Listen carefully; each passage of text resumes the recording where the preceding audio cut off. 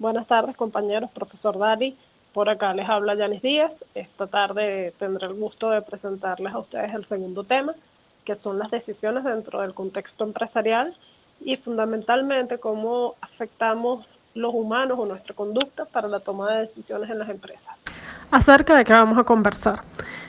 Vamos a conversar respecto al rol de las personas como tomadores de decisiones dentro de las empresas, cómo influyen los estilos y la cultura social dentro de la toma de decisiones, cuáles son las teorías de los patrones congruentes de toma de decisiones, el análisis transaccional, cómo influye en la creación de los patrones de las personas y el feedback. Para hablar de la toma de decisiones o de cómo afectan los seres humanos en la toma de decisiones, primero debemos definir o acotar qué es la toma de decisiones. La toma de decisiones en una empresa es el proceso mediante el cual se puede escoger entre una opción de varias posibles para afrontar un problema y solucionarlo o para determinar cómo se va a llevar a cabo dicho procedimiento. Respecto a esto, el autor brasileño Hidalberto Chavenato, uno de los más famosos escritores de economía y administración de Latinoamérica, nos dice que la toma de decisiones es un proceso que consiste en hacer un análisis y elegir entre varias opciones un curso de acción específico. Por su parte, Richard Duff, que es un escritor y profesor de administración latinoamericano, dice que la toma de decisiones organizacionales se define formalmente como el proceso de identificar y resolver problemas. La toma de decisiones es una actividad cotidiana en la vida de los seres humanos. Tomamos decisiones a diario de nuestro quehacer cotidiano, de nuestra vida personal o de decisiones laborales. Y los que tienen cargos directivos en empresas obviamente tienen que decidir hacia dónde va el curso de las empresas en las que trabajan. Pero esta toma de decisiones está afectada por dos tipos de factores. Hay unos factores individuales y unos factores que son grupales. En los factores individuales encontramos género. Esto responde, si eres hombre o eres mujer, decides distinto. Nivel educativo, la experiencia laboral, la nacionalidad, la edad y la posición de control. Esta última posición de control se refiere a qué punto dentro de la escala administrativa estás dentro de la organización. Esos 6 aspectos respecto a los factores individuales. Los factores grupales son las fuerzas sociales, la política de la empresa y la cultura corporativa. Respecto a los factores individuales en la toma de decisiones, el género. Un estudio determinó que las mujeres tienen fundamentos distintos para tomar decisiones respecto a los hombres. Por ejemplo, las mujeres suelen confiar más en las relaciones, mientras que los hombres confían más en la justicia o la equidad. El mismo estudio determinó que la educación también es un factor significativo en el proceso de toma de decisiones. Y es muy importante que la educación no refleja la experiencia laboral. La experiencia laboral se define como el número de años haciendo un trabajo o una ocupación en una industria específica. En general, se tiene claro que mientras más educado, o sea, tenga un nivel educativo más alto y tenga mayor experiencia laboral, la gente tiende a tomar decisiones más éticas. Los factores grupales, por su parte, tienen un peso específico importante en la toma de decisiones de los individuos. Los factores grupales son aquellos que conocemos coloquialmente como la presión social. Las actitudes de un individuo, así como las normas sociales, ayudan a crear intenciones de comportamiento que dan forma a su proceso de toma de decisiones. Es decir, lo afecta sus actitudes o su criterio personal, sus valores, así como el comportamiento de la sociedad en la que él está inmerso. Por ejemplo, un individuo puede tener la intención de hacer lo correcto, de tomar una decisión correcta, pero las fuerzas organizacionales o sociales pueden cambiar esta intención. Por ejemplo, los valores aplicados en los negocios como, bueno, todo el mundo lo hace o tenemos que hacer lo que sea necesario para conseguir el negocio, son lemas de algunas empresas que alteran la conducta o el comportamiento normal de un individuo. Una persona, por ejemplo, puede tener la intención de denunciar una mala conducta de un compañero de trabajo, pero al enfrentarse con las consecuencias sociales o financieras de hacerlo, puede decidir permanecer complaciente. Por ejemplo, yo deseo denunciar a alguien porque es inmoral lo que está haciendo, pero digo, bueno, y si luego me votan o si luego me excluyen del equipo porque soy la soplona, bueno, como que mejor me quedo callada y entonces soy complaciente con lo que esta otra persona está haciendo. En ese caso, las fuerzas sociales superan a mis valores y a mi moral individual a la hora de tomar una decisión adecuada. Sin embargo, los factores individuales también influyen fuertemente en las personas y en la forma en cómo asumen las responsabilidades. Depende en gran medida, obviamente, la política de la empresa y la cultura corporativa. Como ya sabemos, la toma de decisiones está afectada por factores personales individuales y por factores grupales. dentro de los factores individuales hay uno que vale la pena analizar muchísimo y es la posición de control que tiene el individuo, es decir, cómo está él ubicado dentro de la empresa para tomar decisiones. En este caso vamos a hablar de los roles. Los administradores usan la información para decidir cuándo y cómo comprometen a su organización para nuevas metas o acciones o para resolver problemas que tengan en el día a día. Entonces se definen 4 roles en los tomadores de decisiones. 1, el rol del emprendedor. 2, el rol de manejo de dificultades. 3, el rol de asignación de recursos. Y 4, el rol de negociador. El rol del emprendedor es el primero y este rol aplica tanto para organizaciones que están naciendo como para la mejora sucesiva de una organización que ya está funcionando. Este rol implica diseñar y poner en marcha proyectos para la empresa o el negocio. Es un rol que puede desempeñarse, como ya lo dije, en una organización existente o en una organización que está por promoverse o por crearse. El segundo rol es el de manejo de dificultades. Este rol surge cuando hay problemas o cambios en el entorno que requieren atención inmediata. A veces surgen dificultades a causa de un administrador ineficaz que ignora una situación hasta que ésta se convierta en una crisis y en este punto debe de asumir el rol de manejo de dificultades un gerente o un líder a cargo de manejar estos temas. El rol de asignación de recursos. Este rol está muy vinculado a la alta gerencia y el área administrativa de las organizaciones. Este rol supone elegir entre diversas demandas, entre necesidades infinitas, porque todos los departamentos normalmente demandan más dinero, administrando unos recursos que son finitos y limitados. Entonces, obviamente, esto supone administrar de forma óptima para la organización tanto los recursos, el dinero, el equipo, el personal, el tiempo, etcétera, para conseguir los objetivos que quiere la organización. El último rol es el de negociador. Este rol está vinculado tanto con el rol de asignación de recursos como el de administración de asignación de recursos y el de manejo de dificultades, disculpen. Este rol está dedicado a un tipo de individuos muy especial que tiene capacidades de negociar y de convencer con partes que están en disputas, bien sea dentro de la organización o con elementos fuera de la organización. Ahora bien, ¿cómo influye directamente la cultura de la organización dentro de la toma de decisiones? Hay muchos aspectos a tocar, sin embargo, nos vamos a circunscribir al modelo de Hofstede, que fue elaborado en 2009, que nombra 5 principios básicos. 1, distancia del poder. 2, individualismo, colectivismo. 3, evitación de la incertidumbre. 4, masculinidad, feminidad. Y 5, enfoque orientado a largo plazo. Como notarán, esto se parece mucho al rol de las personas o los actores o los factores individuales y grupales dentro de la toma de decisiones, pero ya visto como un modelo. Respecto a los pasos del proceso decisional. Primero, hacemos un reconocimiento del problema. Segundo, buscamos información. Tercero, construimos alternativas. Y cuarto, seleccionamos e implementamos la alternativa elegida. La forma en que los seres humanos procesamos información es compleja y requiere muchos procesos internos. Normalmente para tomar decisiones necesitamos procesar información, así que lo primero que hace uno cuando tiene cualquier problema es recopilar información. ¿Quién ha vivido una situación similar? ¿Quién tiene una experiencia similar para contar que me pueda nutrir? Entonces, aquí en este punto es donde nuestros conocimientos y creencias y nuestras bases culturales empiezan a funcionar.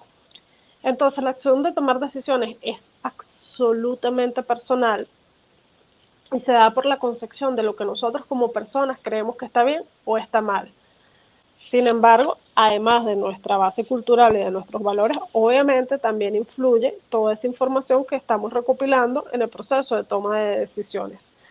A todo eso junto, tanto nuestras bases y nuestros valores morales, así como la información que hemos recopilado, se llama infomulticulturalidad y tiene un gran impacto en las decisiones de las personas. Ahora veamos algunos patrones que fueron determinados por Hofstede respecto a las organizaciones. En las organizaciones que tienen una mayor distancia al poder, es decir, el empleado que está en el menor nivel está a 5 o 6 o 10 niveles del presidente de la organización, el proceso de reconocimiento de los problemas es más largo. Es decir, los directivos tienen, tardan más tiempo en darse cuenta de los problemas reales, porque estos problemas deben de escalarse muchos niveles hasta que realmente se reconozcan como problemas en la directiva. Otra dimensión que afecta a la toma de decisiones es el individualismo versus el colectivismo. Las sociedades asiáticas tienden a ser más colectivistas y las sociedades occidentales más individualistas. Es decir, que cuando un occidental detecta un problema, de forma individual lo escala y trata de resolverlo. En cambio, cuando un asiático detecta un problema, primero trata de convencer a sus pares o a sus compañeros de que el problema existe antes de intentar escalarlo. Entonces, por supuesto, esto también afecta en los tiempos de toma de decisiones de las empresas. La tercera dimensión que se pone de manifiesto en la toma de decisiones es el nivel de aversión o no que puedan tener la organización hacia la incertidumbre. Es decir, en las organizaciones que tienen una alta aversión hacia la incertidumbre, se manifiestan muy confiados respecto a la planificación y es muy difícil que acepten ideas de que existe un problema decisional inesperado.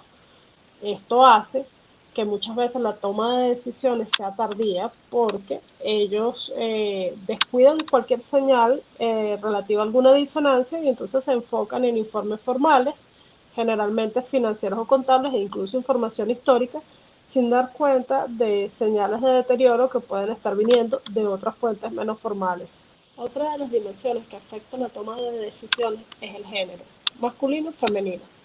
En nuestra cultura, tanto la feminidad como la masculinidad tienen diferentes enfoques para reconocer el problema. Las mujeres tenemos un reconocimiento del problema que puede ser subjetivo pero más temprano, es decir, las mujeres pueden hacer un reconocimiento un poco más temprano de algunos problemas con condiciones subjetivas. En cambio, los hombres tienden a ser más objetivos y se basan en hechos muy concretos, pero su reconocimiento del problema es generalmente posterior al reconocimiento de los problemas que detectan las mujeres. Por último, el enfoque orientado a corto plazo o a largo plazo. Hay dos formas de ver esto para detectar problemas. Si enfocas a corto plazo, puedes detectar los problemas más rápidamente. Si haces un enfoque más a largo plazo, vas a poder estudiar situaciones previas, así como un análisis prospectivo, que te va a permitir como tener un panorama más detallado de los problemas. La diferencia entre uno y otro, obviamente, es el tiempo que ganes en realmente delimitar y hacer un reconocimiento real del problema. O sea, esto sería parte ya de la búsqueda de información, que es un paso previo a la construcción de las alternativas. Las sociedades occidentales tenemos la tendencia de tener un enfoque más a corto plazo, mientras que las sociedades orientales pues tienen un enfoque más a largo plazo. Irving Janis y Leon Mann son dos científicos estadounidenses que desarrollaron un modelo llamado patrones congruentes para la toma de decisiones. Su modelo se basa en el hecho de que los seres humanos sentimos estrés ante la necesidad de tomar una decisión. Este estrés normalmente se ve alimentado por dos fuentes. Uno, la preocupación de pérdidas objetivas y dos, la preocupación de pérdidas objetivas. Esto desencadena una serie de situaciones en la psiquis de la persona que puede hacer varias cosas. Las dos principales son, uno, evitar tomar ninguna decisión y tratar de dejar todo como está, o dos, intentar tomar la decisión lo más aceleradamente posible para salir del problema. Ambas tienen consecuencias. Ellos en su modelo definen varios puntos de acción o varios estadios que se llaman el conflicto decisional. Como ya dijimos, según el modelo de Janis y Mann, todos los seres humanos, cuando nos vemos en la necesidad de tomar una decisión, tenemos cierta resistencia. ¿Por qué? Bueno, porque el tomar una decisión o cambiar las cosas como están nos pueden producir pérdidas subjetivas u objetivas. Entonces llegamos a ese primer paso que ellos definen, que se llama patrón de inercia no conflictivo. ¿Qué es el patrón de inercia no conflictivo? Es un estadio en el que el ser humano tiene resistencia a tomar decisiones y se pregunta que si realmente corre algún riesgo dejando las cosas tal y como están. Es el tipo de conducta que tomamos cuando decimos, bueno, vamos a dejar esto como está, a ver si se arregla solo, a ver si nadie lo nota, a ver si el problema no crece, no aumenta. Entonces, el primer estadio es este estadio que se llama patrón de inercia no conflictivo. Esa tendencia a dejar las cosas tal y como están. En caso de no ser así, el sujeto pasa a un segundo estadio que se pregunta si, bueno, se corren demasiados riesgos si llevo a cabo alguna acción accesible, es decir, pienso o hago un cambio, pero siempre y cuando este cambio no sea conflictivo. Ahora bien, si la situación empeora, pasé por los estadios de no hacer nada, de hacer algo, pero que fuese un cambio pequeñito o no conflictivo, pero la situación aún sigue empeorando, ya el sujeto se ve en la necesidad de entrar en el tercer estadio, que es el estadio de conflicto de decisión. Y cuando hablamos de conflicto de decisión, nos referimos con ello a tendencias opuestas y simultáneas en el individuo, o sea, esas ganas de aceptar y rechazar al mismo tiempo un determinado curso de acción. Entonces, para resolver este conflicto, el ser humano se ve en alguno de los siguientes dos patrones de decisión: vigilancia, que es el cuarto, o hipervigilancia. La vigilancia cuando el sujeto es optimista, viene a ser el 5. La vigilancia cuando el sujeto es optimista de encontrar una solución y cree que tiene el tiempo suficiente para buscar sistemáticamente información y puede evaluar y tiene tiempo para hacer las cosas. Y la hipervigilancia es cuando el sujeto ya entra en estrés y cree que no es posible encontrar una solución porque piensa que no dispone de los recursos, del tiempo, y entra en pánico, así que busca frenéticamente información de forma desordenada y expresa de altos niveles de estrés. Entonces, estos son los 5 estados en los que los humanos normalmente nos vemos representados cuando vamos a tomar una decisión. El primero es la persistencia sin conflicto. Más que nada, hacernos los locos. Segundo, cambio sin conflicto, hacer un cambio pequeñito que no afecta a mucha gente. El tercero es la evasión defensiva. En este punto hay que tomar una decisión y es urgente. El cuarto es la hipervigilancia, que normalmente sucede cuando no se han tomado las cartas en el asunto y los pasos 1 y 2 fueron muy largos, es decir, permanecimos mucho tiempo sin hacer nada.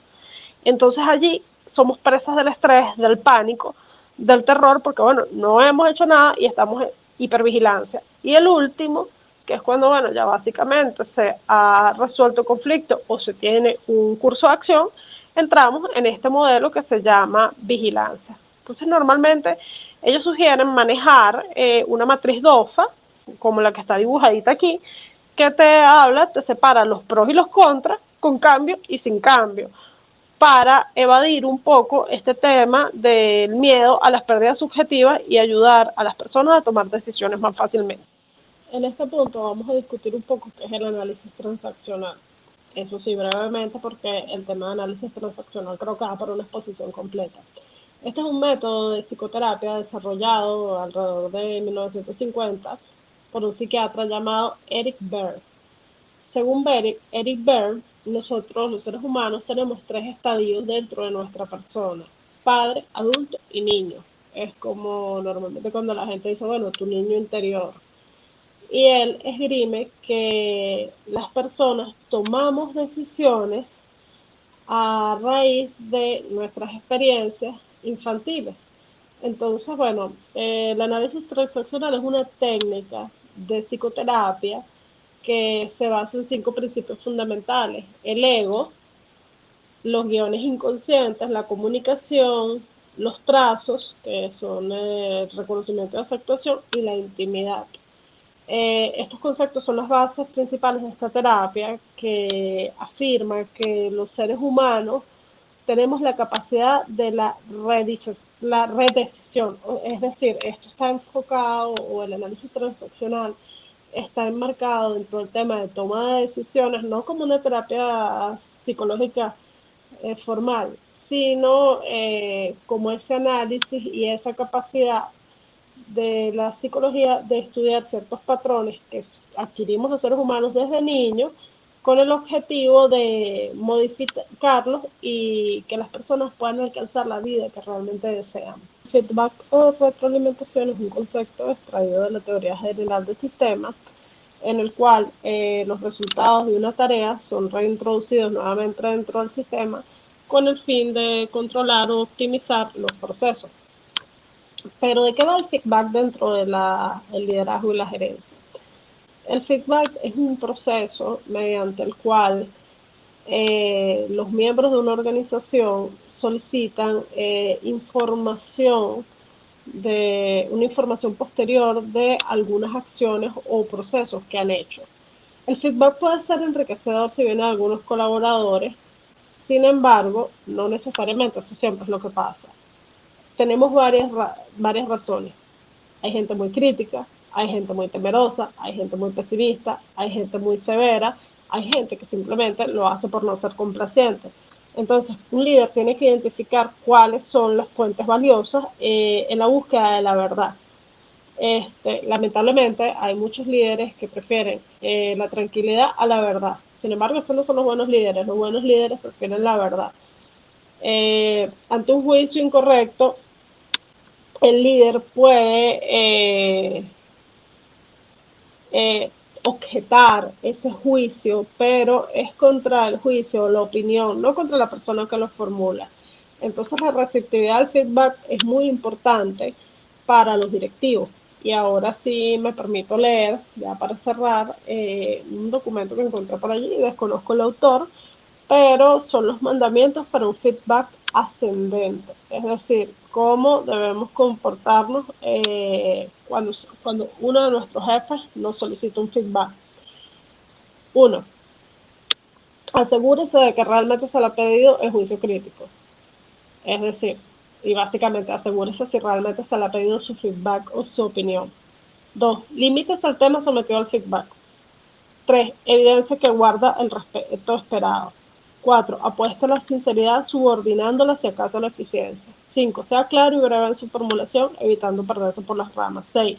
Destaque tanto lo positivo como lo negativo. 7. Exprésese dando a entender que no se atribuye la razón. 8. Facilita aclaraciones solicitadas, pero evita la apariencia de discusión. 9. Aprovecha la oportunidad para aplicar toda la inteligencia de la que disponga. Y 10. Evite sentirse más importante por el hecho de simplemente opinar. Esos son los principios para un feedback ascendente. Bueno, compañeros, me despido con una frase de Sun Tzu, pidiéndole de antemano disculpas por lo extenso de la exposición, para el tema lo meritaba. Bueno, Sun Tzu nos dice que la calidad de una decisión es como la embestida oportuna de un halcón, que le permite golpear y destruir a su víctima. Esto habla de la calidad de la decisión, pero también el tiempo y la oportunidad de la decisión que tomemos. Bueno, muchas gracias a todos, que tengan feliz tarde.